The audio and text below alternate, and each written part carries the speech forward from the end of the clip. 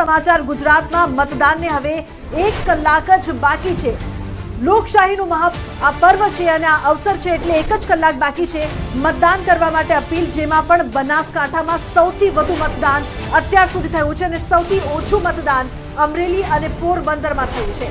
તો મહત્વપૂર્ણ સમાચાર, ગુજરાતમાં મતદાનને 1 કલાક જ બાકી છે એટલે હજુ પણ સમય છે પંકજ। આ 1 કલાકમાં તમામ લોકોને વધુમાં વધુ મતદાન કરવાની જરૂર છે, કારણ કે જે આંકડા સામે આવી રહ્યા છે તે પ્રમાણે હજુ 1 કલાકમાં વધુ મતદાન થવું જોઈએ। બિલકુલ, અને ચોક્કસ થશે, કારણ કે ગરમીનો પારો 43 ડિગ્રીની આસપાસ દેખાઈ રહ્યો છે। એટલે હવે 4 થી 6 નો જે ટાઈમ છે એમાં હવે મતદારો જે છે એ મતાધિકારનો ઉપયોગ કરવા માટે મતદાન કેન્દ્ર સુધી જઈ રહ્યા છે અને મને લાગે છે કે 6 વાગ્યા સુધીમાં આ આંકડો જે છે એ ઘણો આગળ વધી ગયો છે। પણ રેકોર્ડ બ્રેક મતદાન થાય એવી કદાચ હવે મને લાગે છે અતિશયોક્તિ ભર્યું છે, પરંતુ બની શકે છે કે નજીક હોઈ શકે છે। જે પાછલી 2019ની લોકસભાની હતી એના કરતાં થોડું નજીક હોઈ શકે છે આંકડો। પણ દર્શકોને ખાસ જણાવી દઈએ કે ક્ષત્રિય બેલ્ટની આ વખતની જે લોકસભાની ચૂંટણી છે એમાં ગુજરાતની પર્ટિક્યુલર જો વાત કરીએ તો આ 25 બેઠકો પર માત્ર ક્ષત્રિય બેઠકો જે છે એના ઉપર વધારે ચર્ચા એટલા માટે છે કારણ કે 70 લાખ જેટલા ગુજરાતભરમાં જે ક્ષત્રિયો છે એ અલગ અલગ બેઠકો ઉપર છે અને અલગ અલગ બેઠકોમાં 40,000 છે, કોઈ બેઠકમાં 50,000 જેટલા ક્ષત્રિય વોટ છે।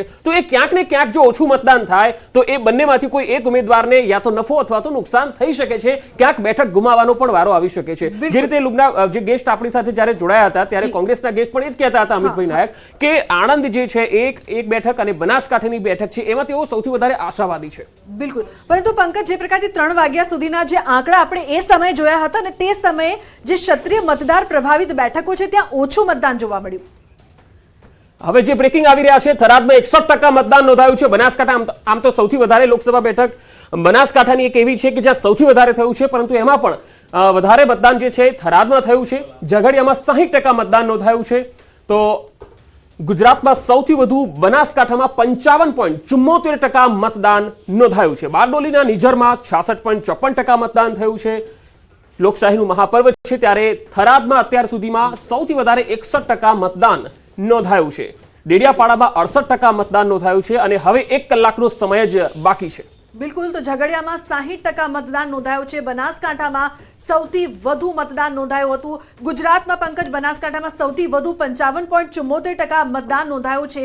તો બોડેલીના નિઝરમાં 66.54% મતદાન નોંધાયું છે। બનાસકાંઠા એક એવી પણ બેઠક રહી જે હાઈ પ્રોફાઇલ હોવાની સાથે ચર્ચામાં રહી। અન્ય મહત્વપૂર્ણ સમાચાર આવી રહ્યા છે। અરવલ્લીમાં મતદાન વચ્ચે માવઠું થવાના સમાચાર। મોડાસા શામળાજી હાઈવે પર વરસાદ વરસ્યો છે। મોડાસા શામળાજી હાઈવે પર વરસાદ વરસ્યો છે। માવઠાની જે પ્રકારથી આગાહી પણ હતી અને હવે વાહનોની વિઝિબિલિટી પણ ઘટી ગઈ હોય તેવા સમાચાર પણ સામે આવી રહ્યા છે। અરવલ્લીમાં મતદાન વચ્ચે માવઠાની માહિતી સામે આવી રહી છે। વિઝિબિલિટી ઘટી ગઈ છે, જેના કારણે વાહન વ્યવહારમાં પણ લોકોને મુશ્કેલીનો સામનો કરવો પડી રહ્યો છે પંકજ। બિલકુલ, અને આ શહેરી વિસ્તારના જે આંકડા છે તેના કરતાં રૂરલમાં વધારે મતદાન થઈ રહ્યું છે।